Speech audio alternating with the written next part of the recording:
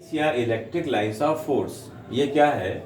Electric field line is the path followed by a test charge या unit charge in any electric field या due to a source charge. Electric field produce by source charge. होता यह है कि हम लोग electric field की definition पढ़ रहे थे, तो वहाँ पे ये बात हम लोगों ने देखी थी कि कभी कोई सोर्स चार्ज है जिसकी वजह से इलेक्ट्रिक फील्ड प्रोड्यूस होता है। ठीक, ये कोई सोर्स चार्ज है बच्चों, यहाँ पर इसकी वजह से इलेक्ट्रिक फील्ड चारों तरफ प्रोड्यूस हुआ है।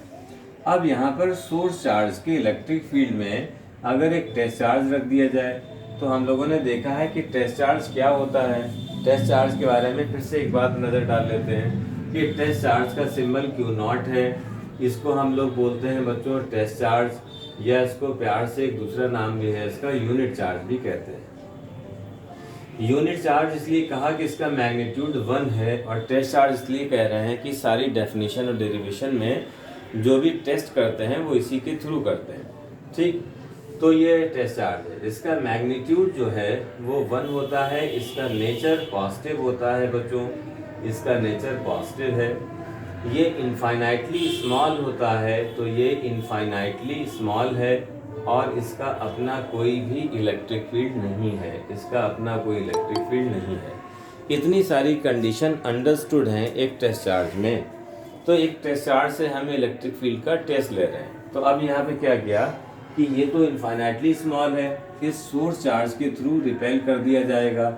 जहाँ तक इसको पहुँचा दिया जाएगा वहाँ तक इस सोर्स चार्ज का फील्ड होगा, और जो पाथ फॉलो करेगा उस पाथ को इमेजिनरी लाइन है वो हमारी, उसी को हम इलेक्ट्रिक फील्ड लाइन या इलेक्ट्रिक लाइन्स ऑफ फोर्स का नाम देते हैं।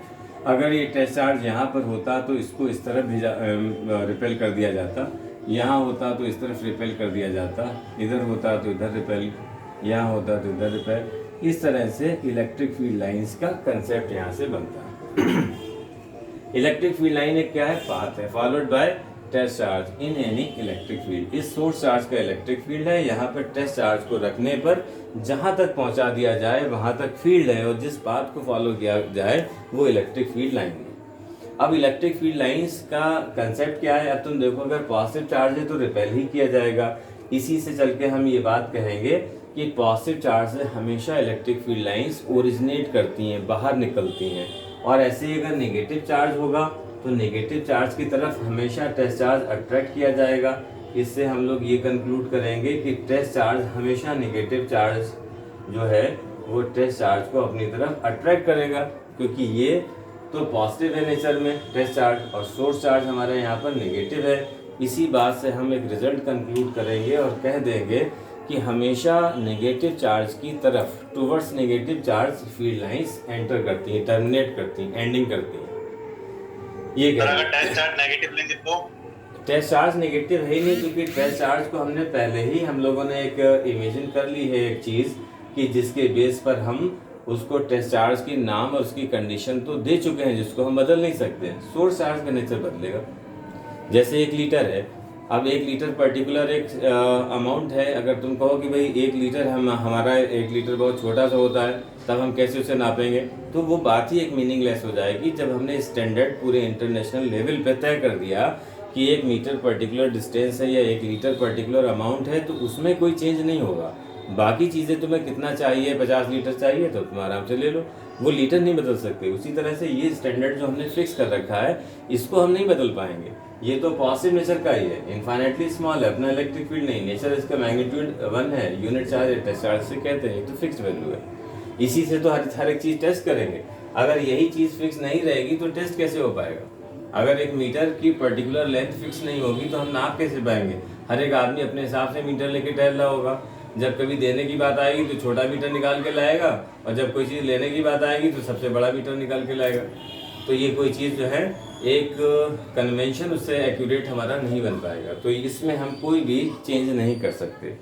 तो अब ये क्या हुआ कि फील्ड लाइन ये हुआ। अब फील्ड लाइन में कुछ हमें फील्ड लाइन्स बनाने के लिए आता है। तो देखो भाई, फील्ड लाइन किस तरह से बनाई जाती हैं, उनका क्या क्या कंसेप्ट है।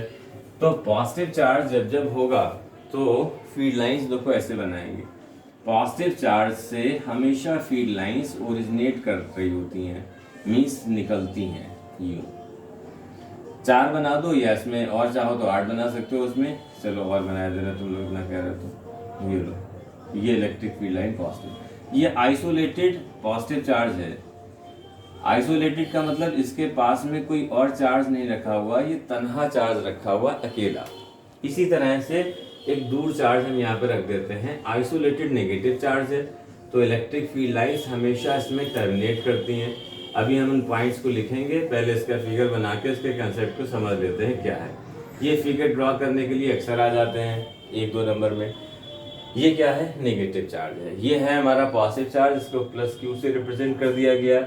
ये माइनस नेचर का चार्ज है, माइनस क्यू से रिप्रेजेंट कर दिया गया। इसमें हमेशा फील्ड लाइंस अंदर की तरफ एंटर करेंगी, वहां पर ओरिजिनेट करेगी। ठीक है। अच्छा, अगर पॉजिटिव नेगेटिव 2 रख दिए जाएं, ठीक है, 2 पॉजिटिव नेगेटिव पास पास में रख दिए जाएं, तब क्या सीन बनेगा? तो पॉजिटिव से हमेशा फील्ड लाइंस निकलकर नेगेटिव की तरफ एंडिंग करेंगी। ये है बच्चों, इस तरह से। यही बात जो उस दिन बता रहे थे, इलेक्ट्रिक फील्ड लाइंस पॉजिटिव से निकलकर नेगेटिव की तरफ जाना, यही कहलाता है। आयनिक कंपाउंड के अंदर यही होता है। Na+ और Cl- के बीच में जो बॉन्ड बना है, आयनिक बॉन्ड, तो आयनिक बॉन्ड जो दोनों को जोड़े रहता है, या इसको हम इलेक्ट्रोवैलेंट बॉन्ड भी कहते हैं। आयनिक बॉन्ड इसलिए आयंस के बीच में है, इलेक्ट्रोवैलेंट इसलिए कि चार्ज के बीच में है। तो ये इलेक्ट्रिक लाइंस ऑफ फोर्स से या इलेक्ट्रिक फील्ड लाइन से ही बंधा रहता है। और ये दोनों ही पॉजिटिव चार्ज, या अगर ज़्यादा भी है, जैसे MgCl2 है तो Mg का +2, ये Cl- को इसी तरह से बाइंड रखता है। तो यही आयनिक कंपाउंड की कहानी होती है बच्चों। ठीक है, उस वक्त हमें नहीं पढ़ाया जाता है, अब तुम जान लो। इलेक्ट्रोस्टैटिक फोर्स ऑफ अट्रैक्शन ही है। जब दोनों ही पॉजिटिव चार्ज या नेगेटिव चार्ज रख दिए जाएं तो सीन कैसे बनेगा बच्चों? देखो, 2 अगर पॉजिटिव चार्ज रख दिए जाएं तो इस तरह से बच्चों रिपल्शन हो जाएगा, एक दूसरे के ऊपर लेटरल प्रेशर एक्सर्ट करेंगे, ये लोग रिपेल करेंगे यूं। मगर कभी भी 2 फील्ड लाइंस आपस में इंटरसेक्ट नहीं करेंगी। सारी फील्ड लाइंस इस तरह से बच के निकल जाएंगी, लेटरल प्रेशर एक्सर्ट करते हुए, मींस बचते हुए निकल जाएंगी ये फील्ड लाइंस ऐसे। अब ये तो दोनों Q1 Q2 हो गए, Q1 Q2 हो गए, और यहाँ पर Q1 का Q2 के इक्वल है वैल्यू। और ये बीच में जो आ रही है, ये डॉटेड लाइन बना दे रहे हैं, ये डॉटेड लाइन को कहते हैं न्यूट्रल लाइन है। ये ठीक सेंटर में है। यहाँ पर इलेक्ट्रिक फील्ड नेट 0 होगी। इलेक्ट्रिक फील्ड हम निकाल चुके हैं। अगर 2 माइक्रो कूलाम के चार्ज हैं, 6 सेंटीमीटर पर रखे हैं, तो 3 सेंटीमीटर यानी मिड पॉइंट पर इलेक्ट्रिक फील्ड एक्जैक्टली 0 होगी, क्योंकि एक इलेक्ट्रिक फील्ड इस तरफ होगी, इसकी उसकी इधर होगी, तो नेट इलेक्ट्रिक फील्ड 0 होगी। वैसे यहाँ पे दिखाया जा रहा है। फिर दूसरी बात, एक ये भी बात हम लोगों ने सीखा था इलेक्ट्रिक फील्ड में, उसको भी अभी लिखाएंगे तो समझा यहाँ दे रहे हैं। Electric field inversely proportional R² होता है। जैसे जैसे चार्ज से डिस्टेंस बढ़ेगी, जैसे इस पॉइंट पे इलेक्ट्रिक फील्ड, और इस पॉइंट पे अगर देखें, ये B पॉइंट है, ये A है, तो इलेक्ट्रिक फील्ड कहाँ ज़्यादा होगी? इलेक्ट्रिक फील्ड ज़्यादा होगी किस पे? B पर ज़्यादा होगी, किसकी तुलना में? A में, क्योंकि ये R के इनवर्सली प्रोपोर्शन है। जिसकी डिस्टेंस कम है उस पॉइंट पर इलेक्ट्रिक फील्ड ज़्यादा होगी वैल्यू में, यहाँ पर ज़्यादा होगी इसकी तुलना में। इसी से हम एक रिजल्ट कंक्लूड करते हैं कि जहाँ पर फील्ड लाइंस क्लोजर हैं वहाँ पर फील्ड की स्ट्रेंथ ज़्यादा है, और जहाँ पर ये फार्दर हैं फील्ड लाइंस, दूर दूर हैं बहुत ज़्यादा, वहाँ पे फील्ड वीकर होगा। ये भी रिजल्ट इसी से निकल आएगा। इसको भी अभी लिखते हैं। पहले ही सारे फिगर बना लो। इसमें सारे ही फिगर पूछे गए हैं। किस किस तरह से पूछे हैं अभी बताते हैं। पहले हम जरा प्रॉपर्टीज तुम्हारी लिखा दें, उसके बाद में इससे बताते हैं कि किस किस तरह से उन्होंने पूछा है फिगर। ठीक है बच्चों, नोट कर लिया हो तो फिर आगे चलें, वरना नोट कर लो। ठीक, सब लोगों ने फील्ड लाइंस की प्रॉपर्टी बना ली है।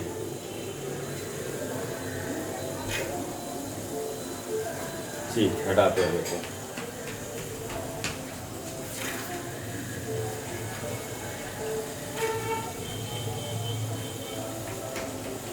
ये आइसोलेटेड पॉजिटिव चार्ज है, यहाँ पे लिख लेना आइसोलेटेड नेगेटिव चार्ज है। ये दोनों अलग अलग थे, इंडिविजुअल चार्ज थे। ये दोनों पास में लग रखे हुए हैं, एक दूसरे के ऊपर इनका इफेक्ट लग रहा है।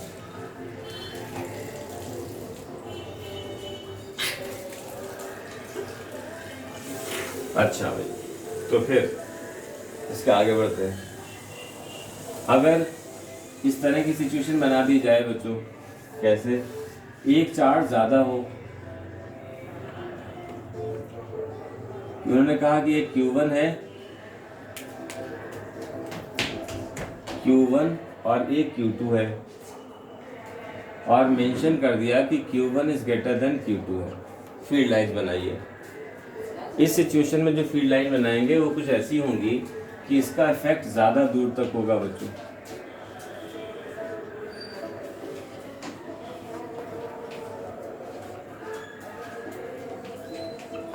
यानी न्यूट्रल लाइन जो है एग्जैक्टली सेंटर में नहीं होगी इस बार। अच्छा, Q1 Q2 यहीं आ गया, इसको अलग लिख दिया जाए। Q1 is greater than Q2। अगर ऐसा है, देखो फील्ड लाइंस कैसे होंगी।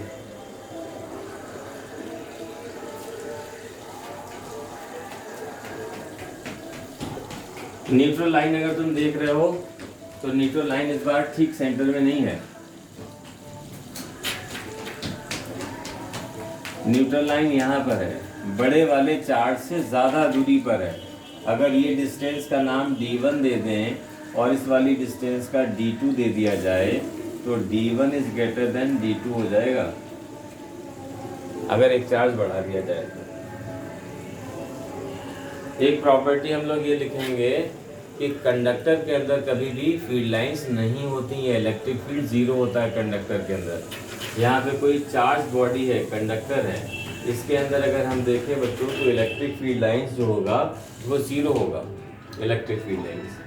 तो इस पर भी उन्होंने एक बार क्वेश्चन पूछ लिया, हालांकि बहुत पहले आया था, कम से कम 10-15 साल पहले इसमें इंजीनियरिंग में। अब वो तुम्हारे यहाँ एक बार आ चुका है।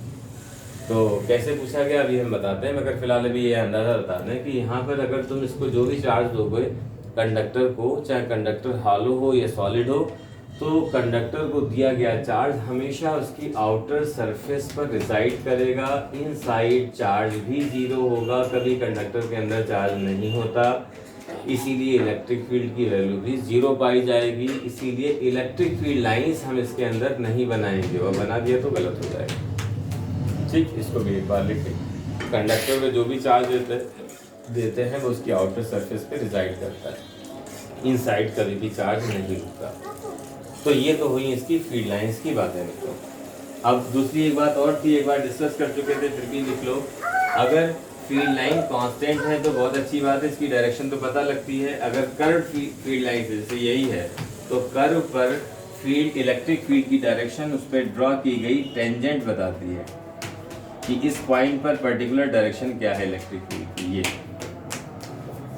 अच्छा, एक पॉइंट बहुत ज़्यादा बार पूछा गया है सीबीएसई में, वो ये है कि दो फील्ड लाइंस कभी भी इंटरसेक्ट नहीं करती हैं, क्योंकि अगर इंटरसेक्ट करेंगी तो एक पॉइंट पर दो इलेक्ट्रिक फील्ड बन जाएंगे। एक तो यहाँ पे टेंजेंट बनाओगे E1 और एक यहाँ बनाओगे E2, और एक ही पॉइंट पर दो इलेक्ट्रिक फील्ड नहीं होती हैं कभी भी, इसीलिए कभी भी इंटरसेक्शन नहीं होता। देखो ये फील्ड लाइंस बचकर एक दूसरे पे लेटरल प्रेशर लगाते हुए निकल जाती हैं, मगर एक दूसरे को कभी भी इस तरह से इंटरसेक्ट नहीं करती। हाँ, क्या करें? कंडक्टर वाला रिपीट कर। कंडक्टर वाले में ये है कंसेप्ट कि जब भी किसी कंडक्टर को चार्ज दिया जाए तो उसके कभी भी इनसाइड चार्ज नहीं रुकता, वो सारा चार्ज उसकी आउटर सरफेस पे रिसाइड कर जाता है। और जब उसके अंदर चार्ज की वैल्यू जीरो होती है तो उसके अंदर इलेक्ट्रिक फील्ड भी जीरो होगा, उसके अंदर इलेक्ट्रिक फील्ड लाइंस भी नहीं शो करेंगे कभी भी। ठीक है, इलेक्ट्रिक फील्ड लाइंस अगर उसके अंदर शो कर दिया इसका मतलब अंदर इलेक्ट्रिक फील्ड है। सरफेस पे पॉजिटिव चार्ज बनाया आपने। हाँ, अगर पॉजिटिव चार्ज दिया गया तो सरफेस पे स्प्रेड होगा, नेगेटिव दिया है तब सरफेस पे स्प्रेड होगा। अगर हम दो चार्ज में से पॉजिटिव नेगेटिव में एक चार्ज से बात कहना चाहते हैं तो हमेशा पॉजिटिव चार्ज से बात की जाती है, और वरना हम दोनों चार्ज में से कोई भी बात कर सकते हैं। ठीक, सारी बातें हो गई। अब जरा यहाँ पर लिख लो बच्चों उसमें, तो कुछ पॉइंट्स इसमें नोट कर लो बच्चों।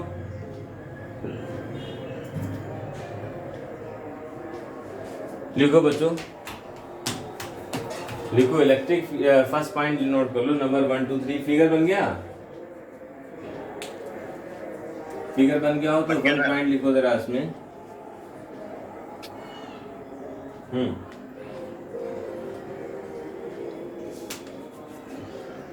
लिखो बच्चों, the field lines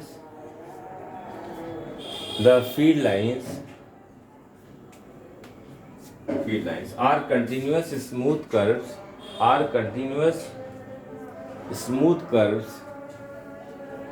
smooth curves without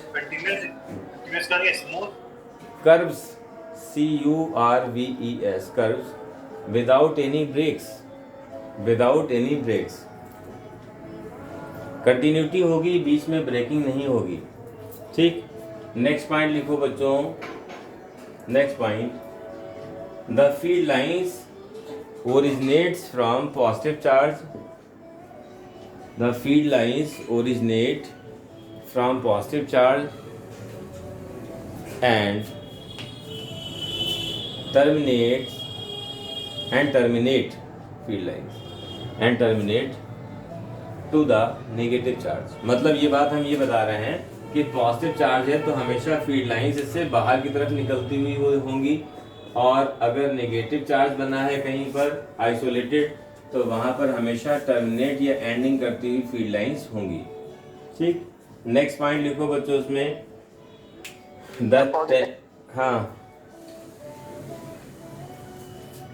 next point लिखो, the tangent drawn on any curve, the tangent drawn on any curve gives the direction of electric field at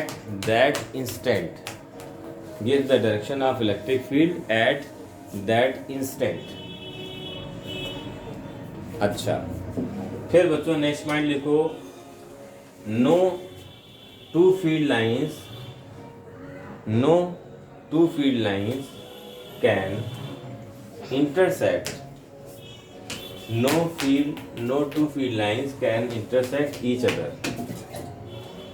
इसको डबल टिक कर लेना, ये सबसे ज़्यादा बार पूछा गया है और पूछा जाएगा भी। ठीक, तो intersect each other because at the point of intersection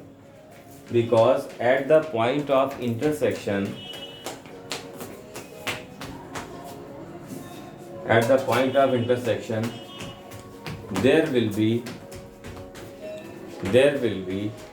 two electric fields.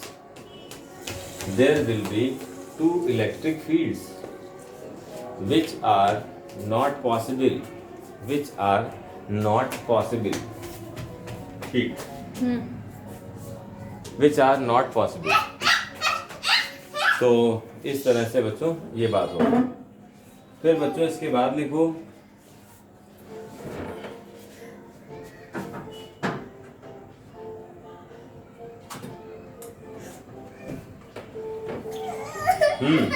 Field lines, अच्छा विच आर नॉट पॉसिबल। ठीक, ये लिख लिया। अब उसके बाद लिखो बच्चों, उसके बाद next point, the field lines have a tendency to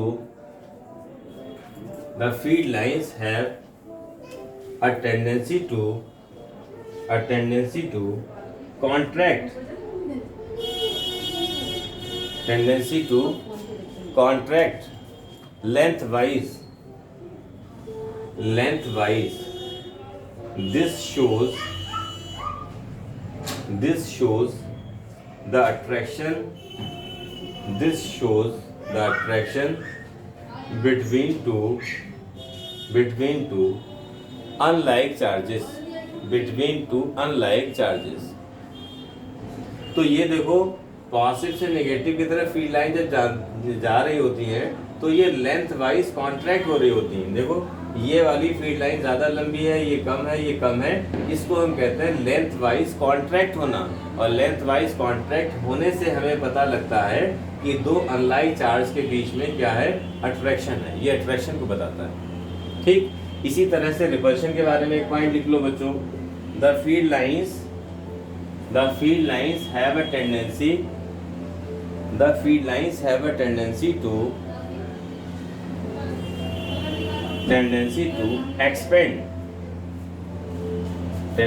to expand laterally. ये एक्सपेंड कर रही हैं लेटरली, ठीक है, expand laterally. To exert lateral pressure, to exert lateral pressure on each other,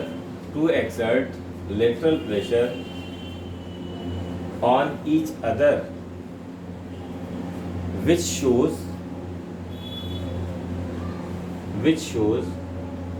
the repulsion between क्या चीज, टू exert lateral pressure है, which shows lateral pressure, which shows repulsion between two like charges, which shows the repulsion between two like charges। तो like charges के बीच में repulsion रहता है, तो repulsion को ही बता रहे होते हैं, लेटरल प्रेशर एक्सर्ट करना। ठीक, चलो इतनी बातें सारी हो गई। नेक्स्ट एक और लिख लो, तुम लोग इतना कह रहे हो। ये वाली बात भी पूछी गई बच्चों, कम से कम ये आया है मेरे ख्याल से 3 बार सीबीएसई में पूछा गया है, और ये इंटरसेक्शन वाला पॉइंट ज़्यादा बार पूछा गया है। ये कम से कम 4-5 बार बोर्ड में पूछा जा चुका है। तो अब एक पॉइंट और लिखो बच्चों, उसमें लिखो the field lines are always perpendicular to the surface. The field lines are always perpendicular to the surface of a conductor,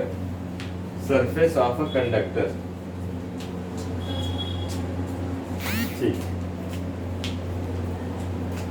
surface of a conductor on which, और लिख लो थोड़ा, on which the charge is in equilibrium,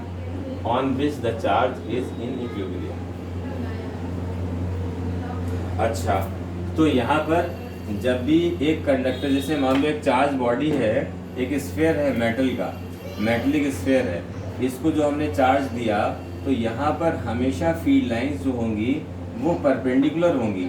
इस तरह से निकल रही है, ये निकल रही है, ये परपेंडिकुलर, कभी भी कोई फील्ड लाइंस तिरछी नहीं होगी, ऐसे नहीं होगी, इंक्लाइन।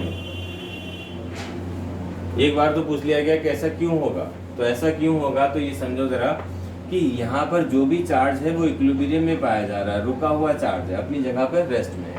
अगर यहाँ पर इंक्लाइंड ये होती फील्ड लाइंस, तो अगर इंक्लाइंड फील्ड लाइन है तो यहाँ पर क्या हो जाएगा, इस इलेक्ट्रिक फील्ड के 2 कंपोनेंट हो जाएंगे, एक इस तरफ हो जाएगा और इसका नाम आ जाएगा, मान लो थीटा एंगल पे है तो ये आ जाएगा ई कॉस थीटा, और इस तरफ क्या हो जाएगा, ई साइन थीटा, ये हो जाएगा। तो यहाँ पर ये 2 कंपोनेंट हो गए, ठीक है। तो अब ये 2 कंपोनेंट हो गए, तो ये कंपोनेंट में जो परपेंडिकुलर वाला है वो तो इसको यहीं रखेगा, मगर ये कॉस वाला कंपोनेंट इसको आगे चलाएगा। तो आगे चलाएगा अगर चार्ज को, और आगे कभी चार्ज चलता नहीं, कंडक्टर में रुका रहता है चार्ज। जब भी तुमने एक, मान लो ये आयरन का एक रॉड है, इसको तुमने चार्ज करके रख दिया, तो चार्ज अपने आप फ्लो नहीं करेगा, रुका रहेगा इसके ऊपर। तो इसका मतलब है कि चार्ज रुके होने का मतलब इस थीटे की वैल्यू क्या होना चाहिए, थीटे की वैल्यू बढ़कर कितना हो जाए, 90 हो जाए। अगर 90 हो गया तो यहाँ ई कॉस 90 से ये डिसअपियर हो जाएगा, और ये ई साइन 90 रखकर साइन 90 की वैल्यू बनाकर ई जो है इस तरफ परपेंडिकुलर आ जाएगा। बस ये बात उसकी एक्सप्लेनेशन हो जाएगा, ठीक। तो उसके बाद अगला पॉइंट लिखो जरा। तो हमेशा फील्ड लाइंस परपेंडिकुलर होंगी। एक बार बोर्ड में क्वेश्चन ये पूछा गया कि एक पॉजिटिव चार्ज है और पॉजिटिव चार्ज के थोड़ा सा पास में एक मेटलिक प्लेट रखी हुई है, कंडक्टिंग प्लेट है यूं, और फिगर नहीं बनाया था, लैंग्वेज में दे दिया और शुरू में एक दो बार उन्होंने फिगर बना के भी क्वेश्चन पूछा है और एक दो बार लैंग्वेज में भी दे के क्वेश्चन पूछा गया है कि एक चार्ज है और उसके पास में एक मेटलिक प्लेट रखी हुई है, फील्ड लाइंस ड्रॉ करिए। तो चार्ज से फील्ड लाइन कैसे ड्रॉ होगी? चार्ज से यहाँ फील्ड लाइन जाएंगी, यहाँ से इस तरह से जाएंगी। हमेशा फील्ड लाइंस में तुम एक बात क्या याद रखोगे, भाई पॉजिटिव चार्ज से फील्ड लाइंस निकलती हैं, ये बात तो दुनिया जानती है, मगर कंडक्टर के हमेशा परपेंडिकुलर एंट्री करेगी फील्ड लाइंस, और कभी भी 90 डिग्री के अलावा कोई अगर एंगल बना देंगे तो गलत हो जाएगा। और दूसरा कंसेप्ट कि कंडक्टर के अंदर कभी फील्ड लाइंस नहीं बनाना है, फिर कंडक्टर के बाद फिर फील्ड लाइंस को यूं बना देना है।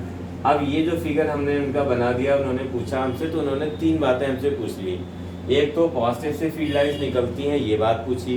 दूसरी कि फील्ड लाइंस को हमेशा मेटलिक प्लेट पर हमें परपेंडिकुलर ही बनाना है, ये बात हमें बनाना थी। तीसरी बात बल्कि ये थी कि कंडक्टर के अंदर फील्ड लाइंस नहीं बनाना है, और फिर बाहर कंडक्टर से 90 डिग्री पर निकलती हुई फील्ड लाइंस दोबारा बना देना है। तो ये 4 बातों का संगम जो था वो उन्होंने सिर्फ 1 नंबर में हमसे पूछा।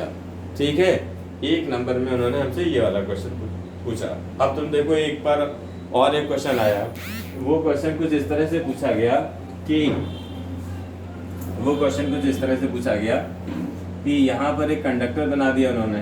ठीक है, अभी हमने जो शीट दी उसमें भी ये क्वेश्चन पाया जाएगा, और एक दिन PDF बना के हम सबको भेजेंगे। कुछ लोग हमें ऑफलाइन मिल नहीं पाए तो उन तक शीट नहीं पहुंची है, वो क्वेश्चन अपने आप करते रहो। देखो भाई, फील्ड लाइंस एक तो ये बनाई उन्होंने, एक फील्ड लाइन उन्होंने हमें ऐसी बना के दे दी, एक फील्ड लाइंस यूँ बना के दे दी, एक यहाँ पे सेंटर में फील्ड लाइन बना के दे दी। अच्छा, एक यहाँ पर फील्ड लाइन गायब कर दी, और एक फील्ड लाइन हमें यहाँ पे ऐसे करके बना दी। अब ये था उनका क्वेश्चन कि इसमें कौन कौन सी 1 2 3 4 5 6, ये कोई इन्होंने कहा कंडक्टर है, कंडक्टर बता दिया ऐसे, तो बताया कि कौन कौन सी फील्ड लाइन इसमें पॉसिबल होगी। तो अब तुम्हें 2 चीज़ें याद रखना है। क्या था कि कंडक्टर के अंदर कभी इलेक्ट्रिक फील्ड लाइंस नहीं बनाई जाती है, होती ही नहीं है। कंडक्टर के अंदर चार्ज भी नहीं होता, जब चार्ज नहीं होता तो इलेक्ट्रिक फील्ड नहीं होती, इलेक्ट्रिक फील्ड नहीं होती तो इलेक्ट्रिक फील्ड लाइंस भी नहीं होती। 3 चीज़ें। तो पहली वाली फील्ड लाइन, और दूसरी कंडीशन ये है 90 डिग्री वाली। तो ये 2 कंडीशन पर बेस्ड जो था ये कहानी हम लोगों की चल रही थी। अब हमें बताना है यहाँ पर पहली वाली फील्ड लाइंस पॉसिबल नहीं है, क्यों? क्योंकि ये कंडक्टर के अंदर शो कर दी गई इसलिए।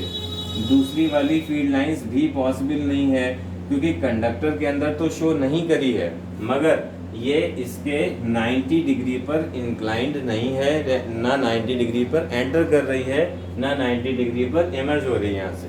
ठीक। तीसरी वाली फील्ड लाइंस चूंकि अंदर शो कर दी गई तो बिल्कुल नहीं पॉसिबल है। तो चौथी वाली भी अंदर शो कर दी गई है, पॉसिबल नहीं है। फिफ्थ वाली अंदर तो नहीं शो करी है मगर ये एंगल 90 डिग्री नहीं है, इस वजह से ये पॉसिबल नहीं है। ये फील्ड लाइंस बिल्कुल पॉसिबल होगी क्योंकि यहाँ पर जो एंटर कर रही है 90 डिग्री का एंगल बना रही है। कैसे पता लगा? इस लाइन को आगे प्रोसीड करेंगे तो टुवर्ड सेंटर डायरेक्टेड है, और यहीं से अगर हम इस लाइन को इधर सीधा बनाएंगे तो यहीं सेंटर से 90 डिग्री पर ही ये इमर्ज होती हुई दिखाई दे रही है। तो यहाँ पर दोनों शर्तें पूरी कर रही है ये फील्ड लाइन कि एक तो 90 डिग्री पर एंटर करना और 90 डिग्री पर बाहर निकलना और कंडक्टर के अंदर शो ना किया जाना, इसलिए ये लाइन सही है। ठीक है। अच्छा, तो ये सारे बोर्ड के तुम्हारे क्वेश्चन थे। एक उन्होंने क्वेश्चन बोर्ड में ये पूछा बच्चों, और बना के जरा बताओ उसमें कि हटाएं इसको, नहीं हटा नहीं रहे। एक क्वेश्चन ये कहा गया ड्रॉ द फील्ड लाइंस। पहला क्वेश्चन है, चलो हम लिख दे रहे हैं इसमें, draw the field lines. Number 1 question उन्होंने दे दिया कि Q इस ये दे दिया। नंबर 2 एक क्वेश्चन ये दे दिया। तीसरा क्वेश्चन उन्होंने ये दे दिया। चौथा क्वेश्चन ये दे दिया। अच्छा ठीक, 4 अभी याद आए हैं, चलो 4 ही अभी बनाओ। इन लोगों को क्या बनाया जाए, बाकी तो ये क्वेश्चन थे ही। नेगेटिव चार्ज पॉजिटिव चार्ज ये पॉजिटिव की जगह नेगेटिव भी हो सकता था। अगर ये नेगेटिव होता तो सब कुछ यही रहता, बस फील्ड लाइंस के एरो बदल जाते, एरो अंदर की तरफ हो जाते, बाकी सब कुछ सेम रहता। ठीक, अब ये जरा बताओ कि इसको क्या करें। एक एक नंबर में अलग अलग क्वेश्चन आए थे, ये हमने एक ही में दे दिए सारे। तो बताओ पहले की फील्ड लाइंस कैसे बनाओगे बच्चों? पहले वाले की फील्ड लाइंस को बनाओ।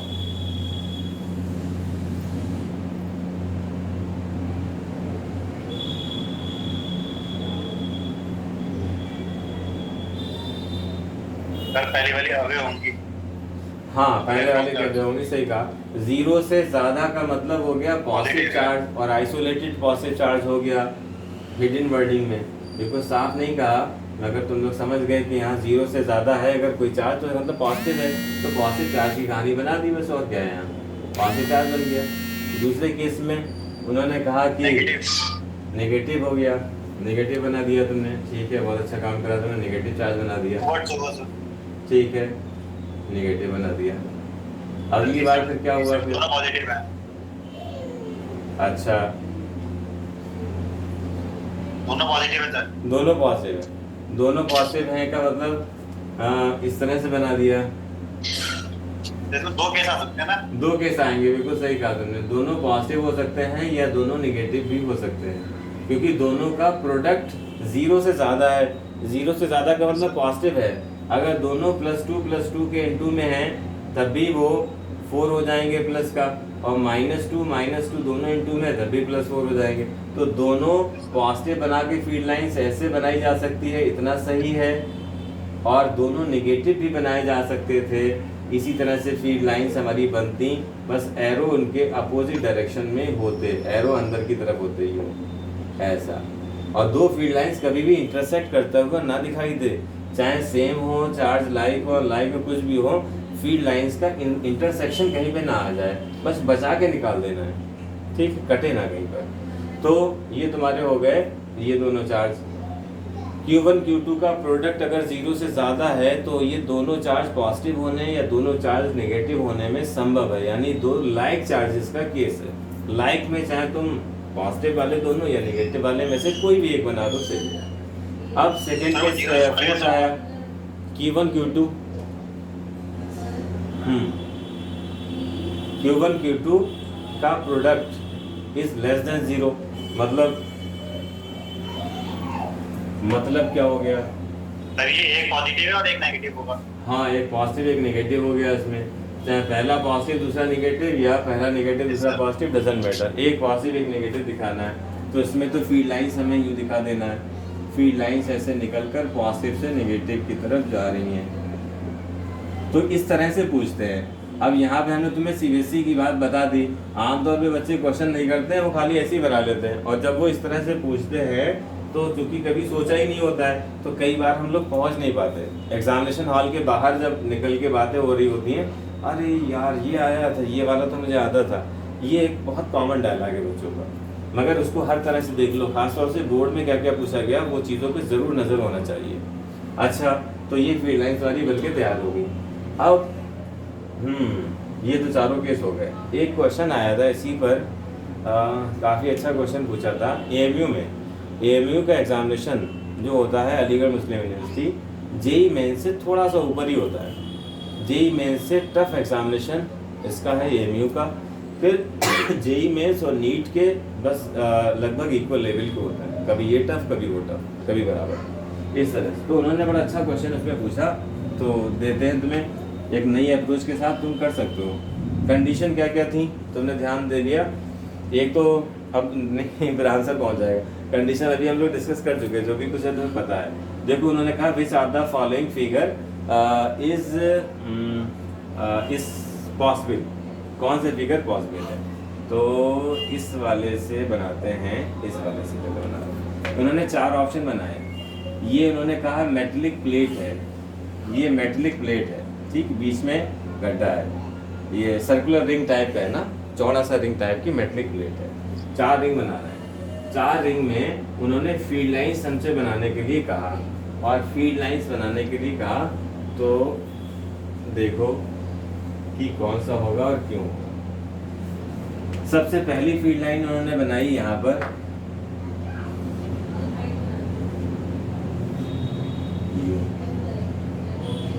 ये चार्ज है, यहाँ पे प्लस पॉजिटिव चार्ज रखा हुआ है, ठीक है, पॉजिटिव चार्ज, ये डॉट जो है पॉजिटिव चार्ज। फिर यहाँ पर डॉट सेंटर में नहीं होगा, सेंटर पे नहीं है, सेंटर से ये तो उन्होंने कलाकारी करी, सेंटर से हटा दिया उसको। सेंटर पे होना कंपलसरी है क्या? नहीं, सेंटर में वो हमें दे या ना दे, हमें तो अपनी दो बातें जो हमें याद हैं, जो अभी डिस्कस कर चुके थे, अभी एक्सप्लेन करते हुए बताएंगे, वो हमें पता रहना चाहिए। बाकी वो हमें कहीं चार्ज दें, हमें क्या लेना देना। तो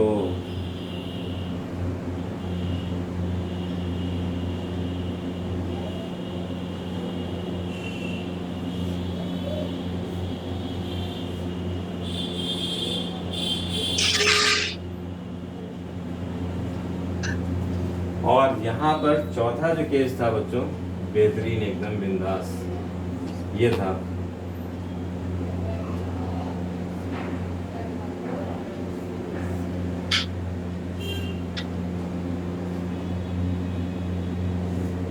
ये था।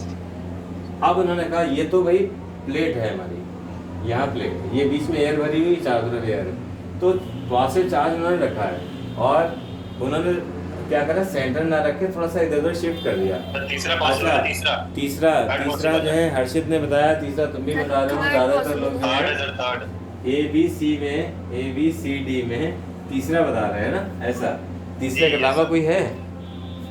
पहला वाला क्यों नहीं है, पहले तो ये बात तो डिस्कशन कर लें, पहला वाला कंडक्टर में लाइन जा रखी है। हाँ, ये घोर अपराध ये हो गया कि कंडक्टर के अंदर फील्ड लाइन शो कर दी गई, घोर अपराध, गलत, सरासर गलत, जिंदा गलत है। यहाँ पे भी शो कर दी गई, ये भी नहीं। सेकंड, दोनों में यही गलती कि कंडक्टर के अंदर फील्ड लाइन दिखा दी तुमने, इलेक्ट्रिक फील्ड दिखा दी नहीं। फिर तीसरे में आए, चलो चौथे डिस्कस करें। चौथे में क्या हुआ कि उन्होंने स्टेट बनाया, स्टेट बनाया तो यहाँ पे एंगल 90 या इधर एंगल 90 नहीं रहा। तो मैं सबको पता है कि सर्किल के सेंटर से गुजरने वाली हर एक लाइन सर्कमफेरेंस के ऊपर 90 डिग्री बनाती है, ठीक। अब यहाँ पर सेंटर पे है ही नहीं, तो स्ट्रेट लाइन 90 डिग्री नहीं बनाएगी, तब ये फील्ड लाइन तिरछी हो जाएंगी। जब ये ऐसे, तब ये 90 डिग्री जरूर मेंटेन कर लेंगी। तो इसलिए तुम्हारा थर्ड बिल्कुल सही था और तुम ये जानते थे।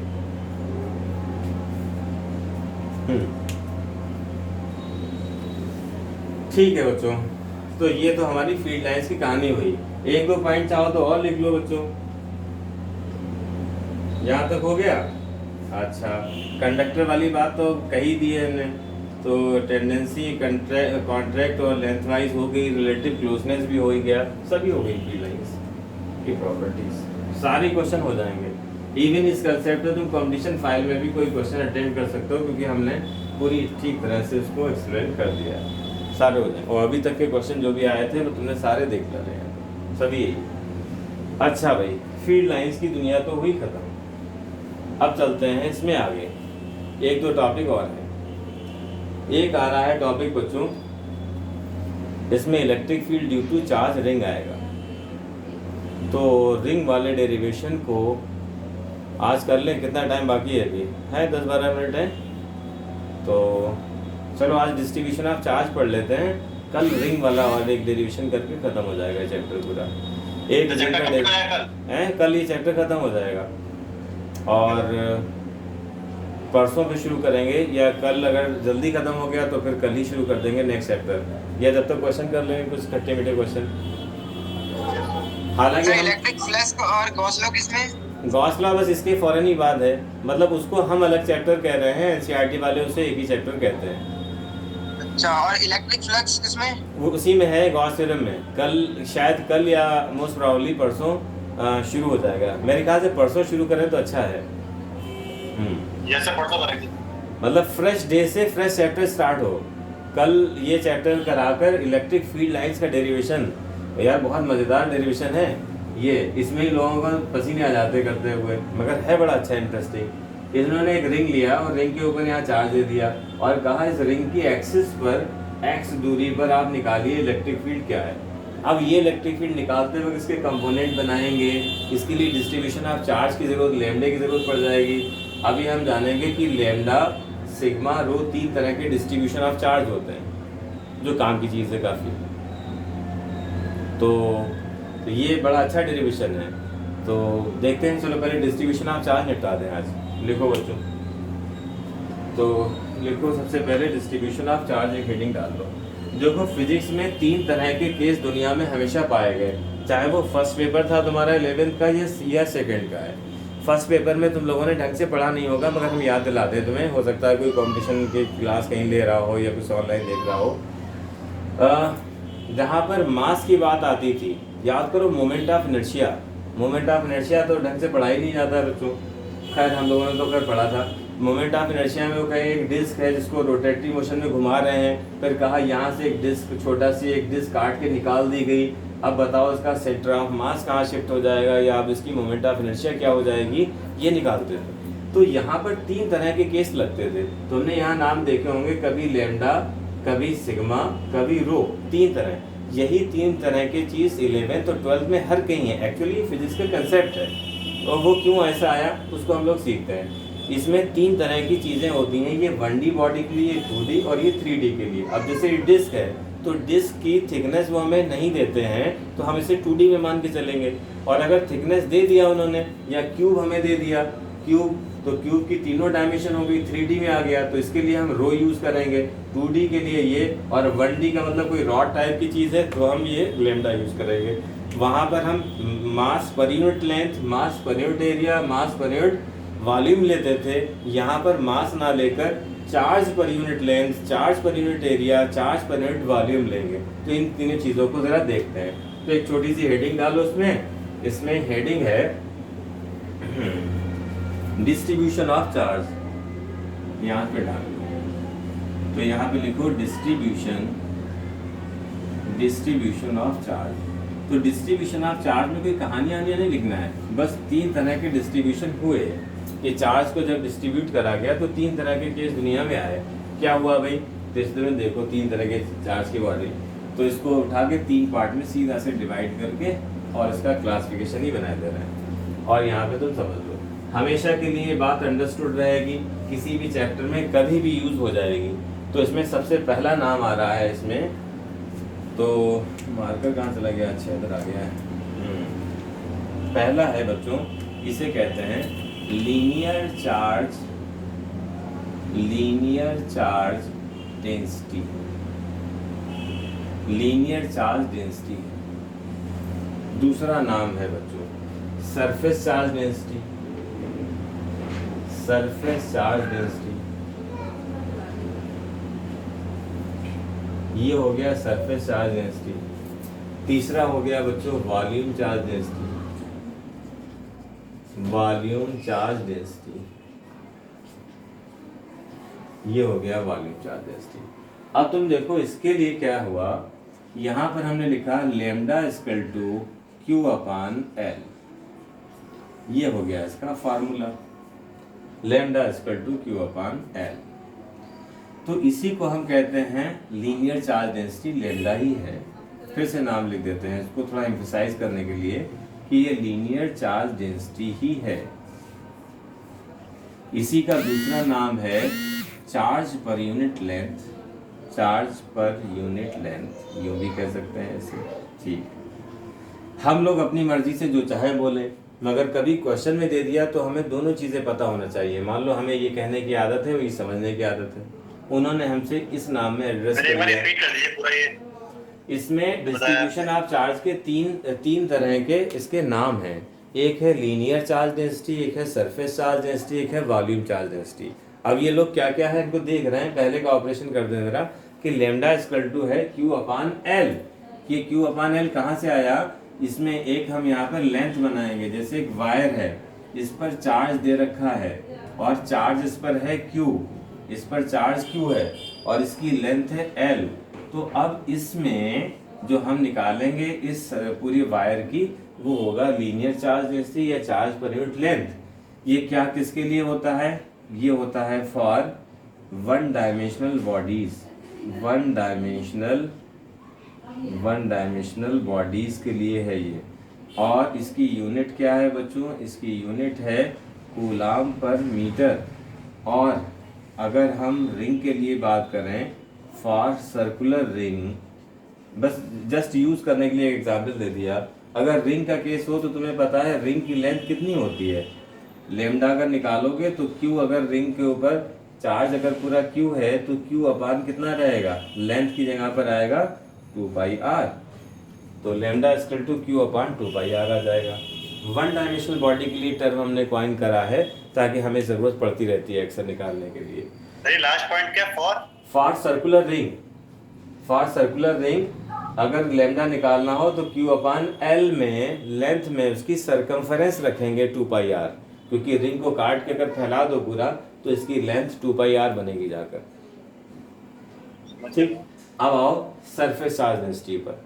तो सरफेस चार्ज डेंसिटी क्या है बच्चों? सरफेस चार्ज डेंसिटी किसके लिए है? पहली बात तो ये 2D बॉडीज के लिए। यहाँ पर हम एक पेज लाइक स्ट्रक्चर बनाए दे रहे हैं, जैसे शीट लाइक स्ट्रक्चर या पेज लाइक। ये क्या होता है बच्चों? पेज कहीं देखा जाए रखा हुआ हो, पेज तो तुमने देखा ही होगा बच्चों। तो पेज क्या होता है? हाँ चलो एक पेज हमें मिल गया है बच्चों, ये मिल गया है, ये है बच्चों। तो ये एक पेज है, ठीक है। तो ये एक पेज है, तो इसमें क्या हुआ, इसमें एक डायमेंशन इसकी लेंथ हो गई और एक इसकी ब्रेथ हो गई, और इसकी थिकनेस अगर देखोगे तो नेग्लिजिबल मिलेगी तुम्हें थिकनेस इसकी। तो इसका मतलब क्या हुआ कि इसका मतलब ये हुआ कि अगर मान लो 20 सेंटीमीटर लेंथ है और 10 सेंटीमीटर ब्रेथ है, तो इसका एरिया अगर निकल कर आएगा तो 20 इंटू 10 निकल कर आ जाएगा 200 सेंटीमीटर स्क्वायर। अगर इसका वॉल्यूम ले लें तब क्या प्रॉब्लम हो जाएगी, इसकी साइड है 10⁻⁷ के करीब में। अब अगर हम 30 को 10⁻⁷ से करेंगे तो ये वैल्यू बहुत ही ज़्यादा छोटी हो जाएगी। तो इस कैटेगरी को हमने अलग ही बना दिया है पूरा। इस कैटेगरी का नाम रख दिया है 2D बॉडीज।